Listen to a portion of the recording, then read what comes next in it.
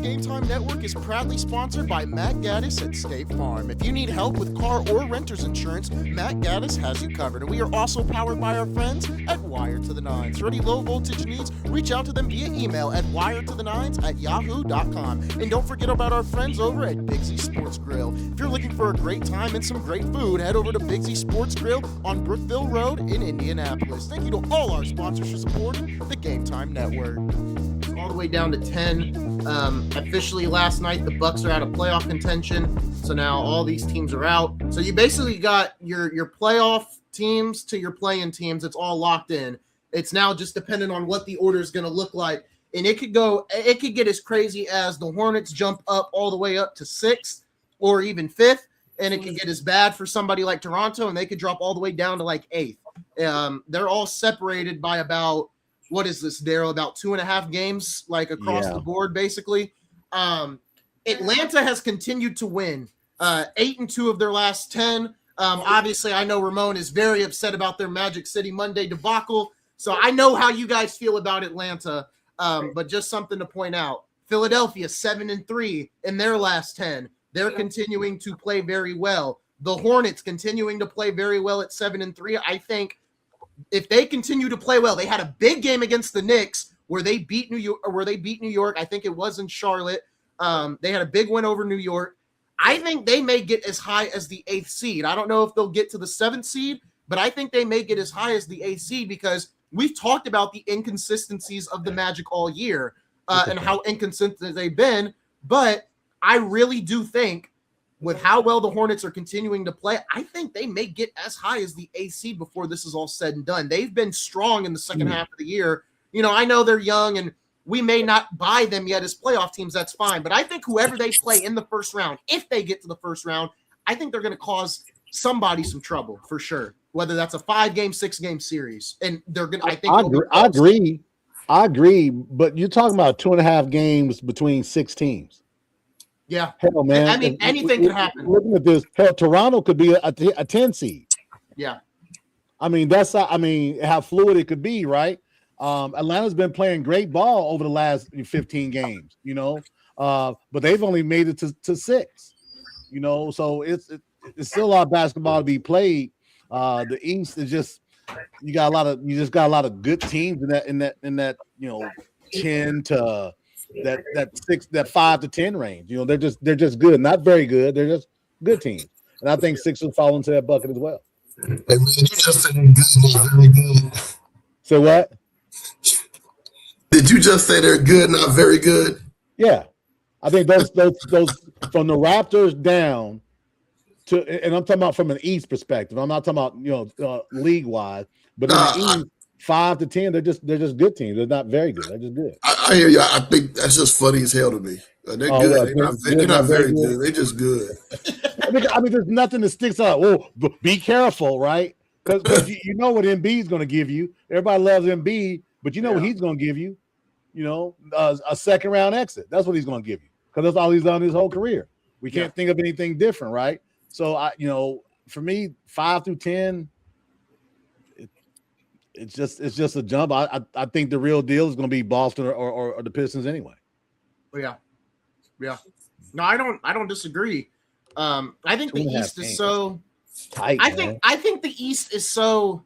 I just don't know how to put it, but it's like I wouldn't be surprised if any of these teams that are 1 through 4 have a bad series. Like there's nobody other than Boston. There's nobody here where I'm like super confident in to play well all playoff long.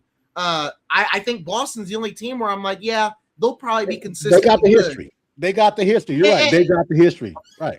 Like I know New York's been to the conference finals last year and they got to the semis last year. But for me, it's New York is still so offensively inconsistent at times where it's like, they've got the talent, but they're also up against Father Time. Like this team, budget-wise, is not sustainable for another couple of years. Like somebody's got to get moved.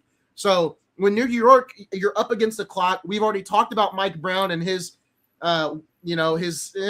shakiness about winning big-time playoff games. So I mean, right now, I still have Boston as my top team, probably followed by Detroit. And then after that, I mean, take your pick. Because, we talk about Atlanta and their organization as a whole. I mean, I still think they could shockingly beat any of the teams, New York, Cleveland, because it's really, we talked about this come the NFL playoffs. Who do you not want to see right now? And I think a lot of these teams wouldn't want to see Atlanta because of how hot they are. The Hornets are hot. You know, that's the best thing you could be heading into the playoffs is hot, right? I'm not saying they win a playoff series, but if you're hot, you're consistent, and you're rolling, it could lead to a very competitive series. I think the first round in the East is going to be closer than anybody thinks. Whether that's up with 1 versus 8 or 2 versus 7, I think the East is just that tightly compact this year where there's nobody that I'm truly like, yeah, that's a 5-game series other than probably Boston. Okay. But if I'm wrong, I'm wrong. I mean, I would. That's fair. That's your assessment. That's fair. I mean, that's how you think. I mean, and you know, based off what we've seen, I'm sure a lot of people would agree with that, right? You know, I don't think that you're off the mark crazy. I think you're crazy about Atlanta. I don't like Atlanta, but again, they played well. Give them credit, and they started playing well when they got rid of that liability called Trae Young. I said it then, I say it now. When they got rid of that liability, that's when they took off. Man, who's been talking about that Trae Young stuff for the longest? Exactly. I'm still talking about it. Hey, if I'm the Knicks, I would much rather be at the number 4 spot than the number 3. Yeah. It's not even close. But you don't know yet, right? I mean, it could shake up so much. The 4 might be bad. I tell you what, the one thing Atlanta does really well is defense. They're a very good. I want to be at the 4 spot. If I'm at the 4 spot, I'm probably playing the Raptors. Like if it's ended today, I'm playing the Raptors and then Detroit. I'd much rather be at the 4 spot. Yeah, I agree. Atlanta's very good defensively. Dyson Daniels is a great defensive guard. Jalen Johnson is good on both sides of the ball. Like this Atlanta's not fully constructed, right? I get it. But defensively, they're very good. And Jalen Johnson is playing amazing offensively as well. They've got the pieces to disrupt somebody. They remind me of Orlando last year, where it's like, I know they're probably not coming out of the first round, but they could probably get 2 games off somebody and make it a 6-game series and tire someone out before they go to the second round. You know, it's funny, right? When I know I talk about, you know who a lot, but they look so, if you watch them, when they played Detroit the other night in that overtime game, they look so much different this time of the season than they did earlier. To your point, talking about Atlanta, talking about playing defense, and the other thing is, what it still doesn't go talked about, Jonathan Kuminga, man. Yes, thank you. From Golden State there, and that dude, he's brought more athleticism. He's a hooper, yeah. So they really gotten better. All they had to do was get rid of Trae Young and Porzingis. I mean, that's it. Yeah. And boy, things have kind of worked out pretty well for them. They've got a chance if they keep on, they stay hot, they can maybe get to that 5 seed. And we talked about Philadelphia at some point in the year when I think they were like the 4 seed. And, and I said it, man, I want to buy into Philadelphia so bad, right? I really want to believe in Philadelphia and be like, yes, this is a Eastern Conference Finals team.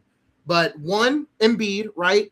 And I said, I think Nick Nurse is a smart enough head coach where I think he's done a good job at managing Embiid's minutes, keeping him on the floor when he needs to and keeping him when he doesn't. You've got Edgecombe and Maxey that can carry the load. Daryl's guy, Tyrese Maxey, is playing really, really well. He's played well all year. I wouldn't be surprised if Philadelphia is another team that can make some noise in the first round.